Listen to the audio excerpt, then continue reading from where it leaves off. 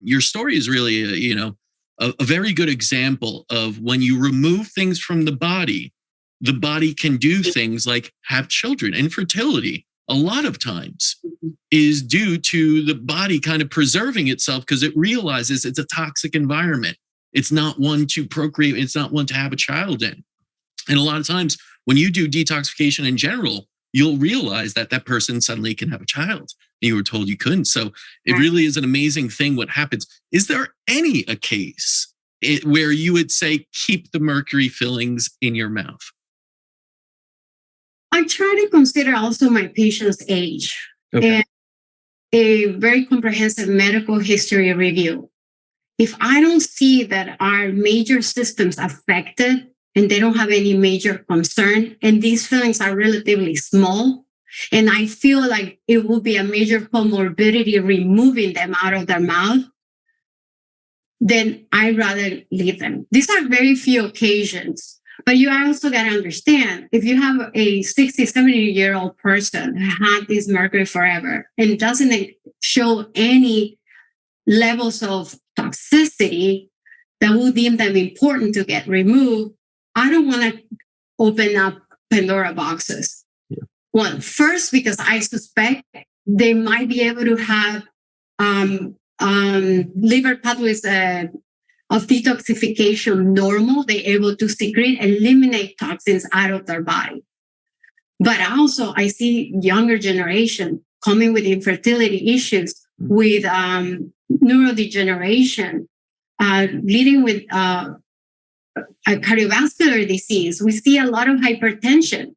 I mean, mercury fillings inactivating important enzymatic reactions in the kidneys, inactivating acetylcholine transferase, a very important enzyme that regulates blood pressure. So for me, this is like, okay, you're dealing with blood pressure, taking all your medication, and you're still not getting any improvement. Your baseline is highly elevated. What can we do? I mean, I suspect of that. The other problem with patients with respiratory problems, because mercury will bind to several proteins and enzymes, especially hemoglobin, will impede production of hemoglobin, connect to hemoglobin, impeding transport of oxygen. So we see all these cyanotic cases, patients that are not able to breathe well. Sometimes when I check on their complete blood count, I can see elevated levels of red blood cells, erythrocytes. Why? Because it's a compensatory. They're not transporting oxygen. So your body sends you to produce more red blood cells to compensate for that deficiency.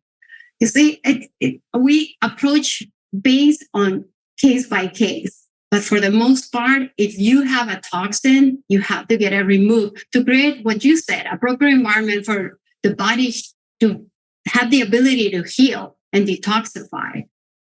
Yeah, it's incredible how many systems are really impacted. I mean, you're highlighting so many of these. And I was recently down in Florida listening to Dr. Thomas Rao talk about what he's seeing. And he sees mercury, cadmium, all these heavy metals, mostly mercury, and the thyroid and Hashimoto's, because the thyroid has such a vital blood supply. So the mercury kind of ends up there in the tissue there and impacts it. And then you have autoimmune because it inflames it. It's a very potent toxin that ends up there. And then suddenly you have Hashimoto's, you have thyroiditis, you have all these things that impact such an important system of the body.